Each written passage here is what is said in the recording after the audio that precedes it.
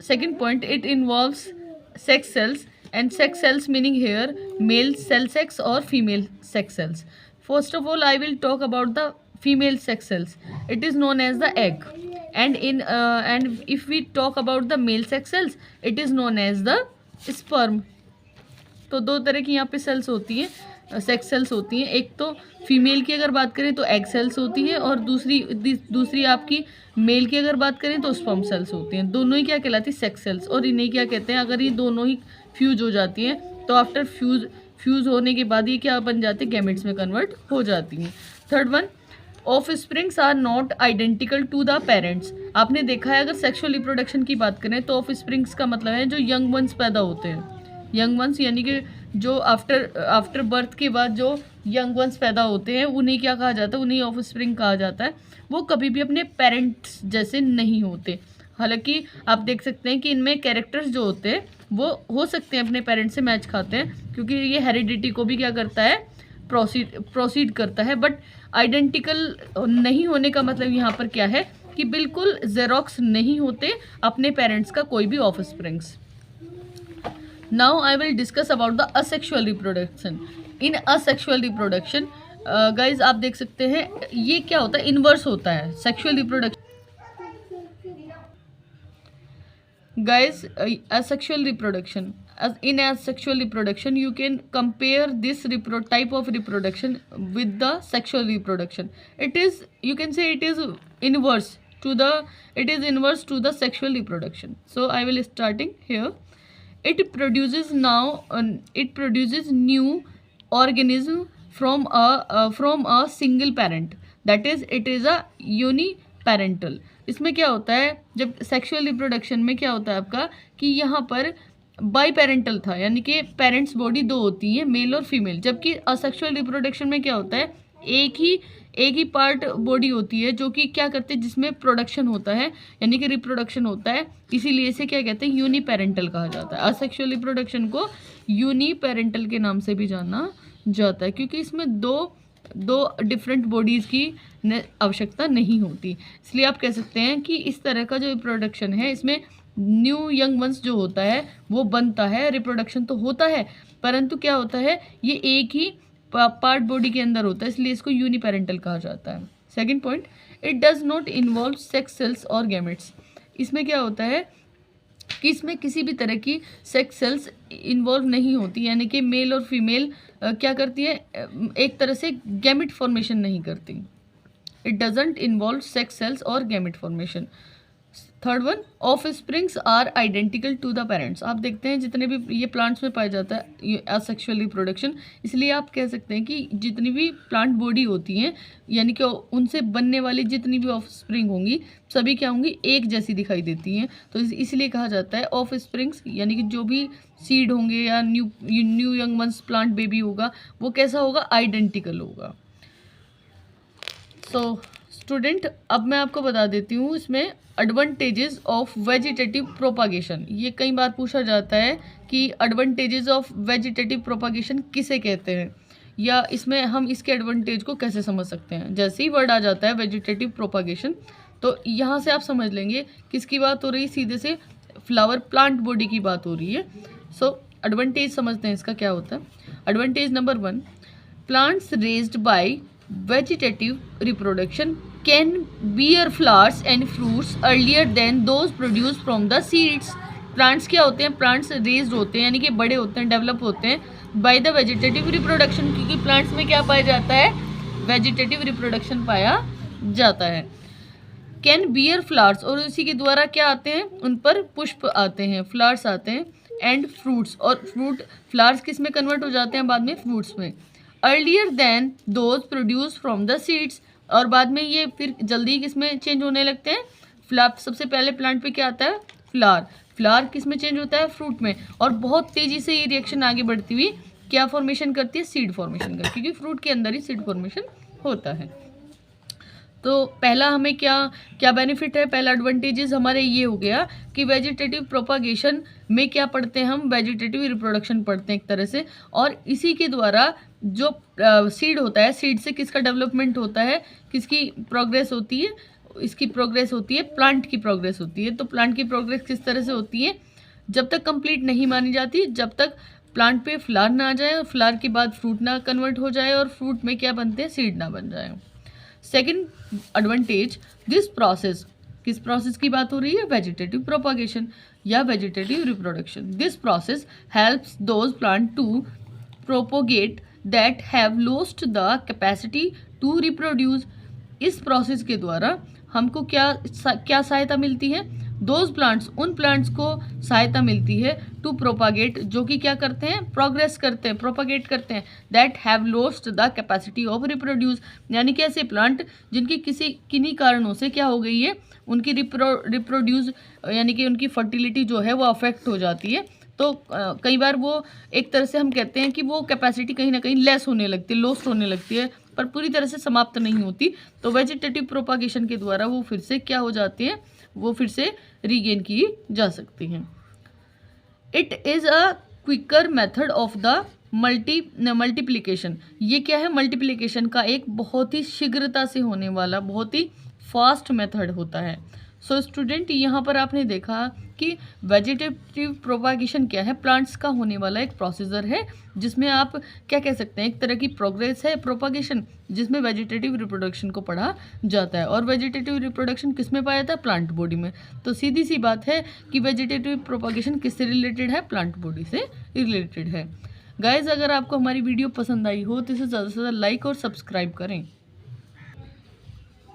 So student, we will talk in the chapter reproduction about the functions of placenta.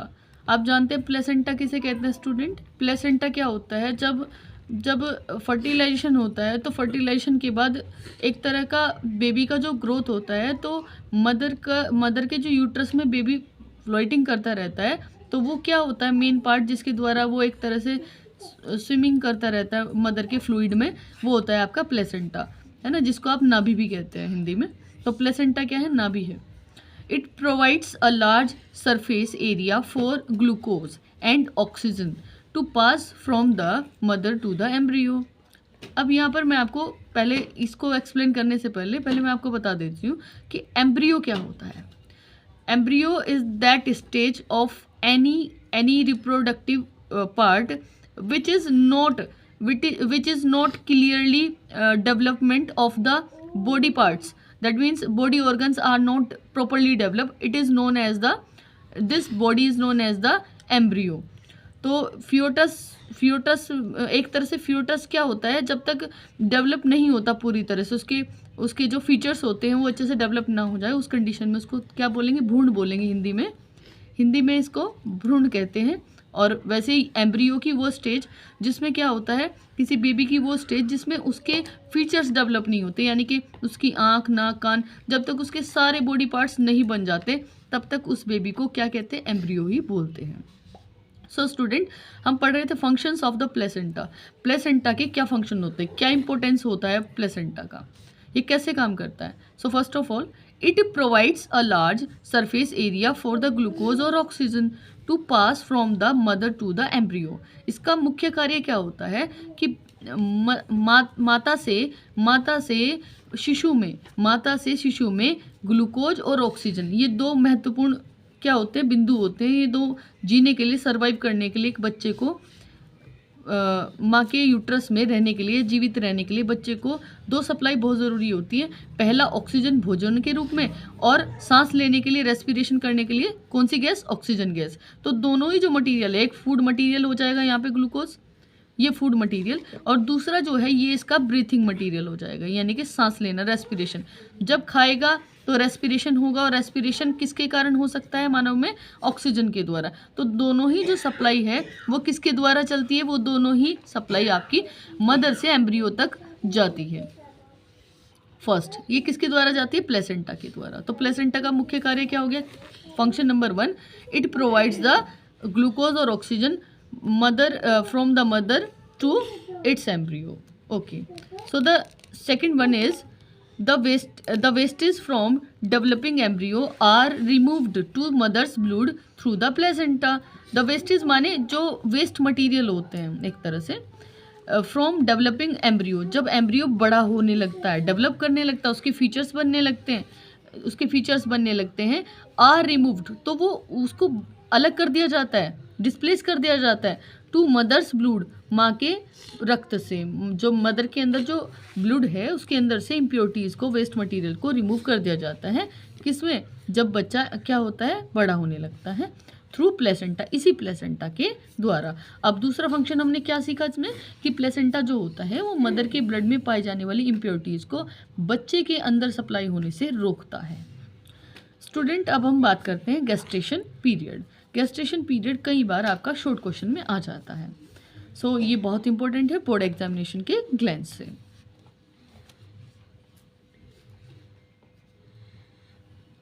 यहाँ पर आप देखेंगे student, the time period ऐसा समय फ्रॉम फर्टिलाइजेशन, जिसमें फर्टिलाइजेशन होता है, up to the birth of the baby is known as the gestation period.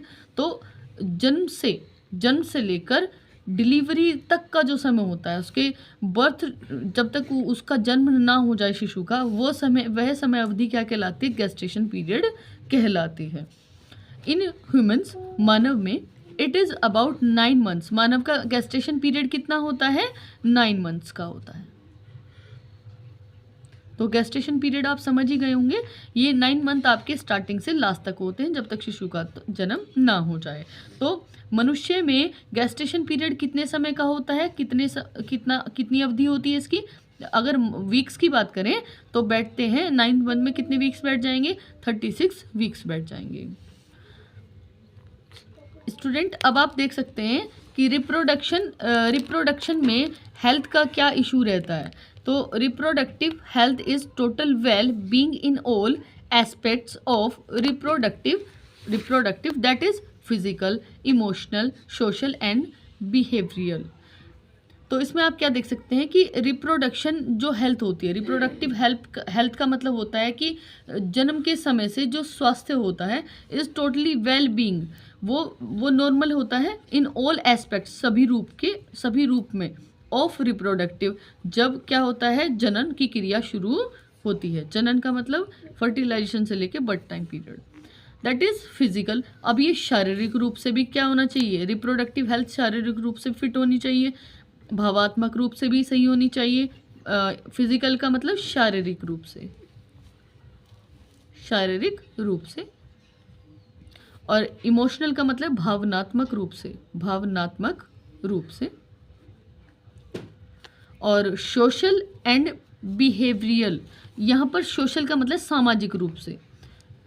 अब यदि कोई व्यक्ति सोशली फिट नहीं है, उसको नहीं पता है कि किस तरह के एस्पेक्ट्स होते हैं सोसाइटी में, तो वो अनफिट माना जाता है। तो हमारी रिप्रोडक्टिव हेल्थ जो होती है वो हर तरह से क्या होनी चाहिए? डेफिनेट होनी चाहिए, जैसे फिजिकली ग्लैंड से, इमोशनली ग्लैंड से, सोशल से और बिहेवियर से। तो ये आप देख सकते हैं, अगर व्यवहार हमारा सही नहीं है तो उससे हमारी कहीं ना कहीं मेंटल हेल्थ अफेक्ट होती है। तो हेल्थ दो तरह की होती है, फिजिकल हेल्थ और mental health. Physical health and mental health. तो मनुष्य की जो हेल्थ होती है वो दो तरह का स्वास्थ्य रखती है, मस्तिष्क के द्वारा, यानी कि शारीरिक रूप से, और मस्तिष्क के रूप में। Student, now we will discuss about the contraception. Contraception क्या होता है स्टूडेंट? एक तरह से हम क्या कह सकते हैं इसे कि रुकावट, एक तरह की रुकावट, यानी कि इसकी डेफिनेशन होगी, it is the avoidance of pregnancy, यानी कि एक तरह का प्रेगनेंसी का मतलब होता है, आप समझते ही हैं कि 9 मंथ की जो प्रेगनेंसी होती है, गर्भ धारण करने से रोकने का जो मेथड है, इसे ही कहते हैं आपका कंट्रासेप्शन। तो कंट्रासेप्शन क्या होता है? कई बार आपने सुना भी होगा कंट्रासेप्टिव पिल्स खा लेते हैं। तो ये क्या होता है? कंट्रासेप्शन का मतलब होता है प्रेगनेंसी को प्रिवेंट करना, अवॉइडेंस करना, अनचाहा, जैसे हम नहीं चाहते कि प्रेगनेंसी हो, तो इसे कहते हैं it is the avoidance of the pregnancy, यानी कि कंट्रासेप्शन कहलाता है। अब स्टूडेंट, आप यहाँ पे देखेंगे इसके मेथड आ जाते हैं कई बार एग्जाम में, कि कितने तरह के मेथड हैं इसको क्या करने के? प्रिवेंट करने के, इसको रोकने के, अवॉइडेंस करने के, क्योंकि कंट्रासेप्शन का मतलब है अवॉइड करना, हम नहीं चाहते अनवांटेड प्रेगनेंसी, ठीक है। तो फिर आप देखेंगे स्टूडेंट यहाँ पर आप देख सकते हैं कि प्रेगनेंसी को अवॉइड करने के या कह लीजिए कंट्रासेप्शन करने के 3 मेथड एग्जाम में पूछे जाते हैं। तो ये तीनों मेथड स्टूडेंट को कवर करने होते हैं। Methods are there, barrier method, chemical method और सर्जिकल मेथड। 3 मेथड्स हैं यहाँ पर। मेथड नंबर 1 बैरियर मेथड, इसमें आपका आ जाएगा कंडोम और डायाफ्राम। और केमिकल मेथड सेकंड मेथड रहता है यहाँ पर, इसमें आ जाएगा आपका ओरल पिल्स और वेजाइनल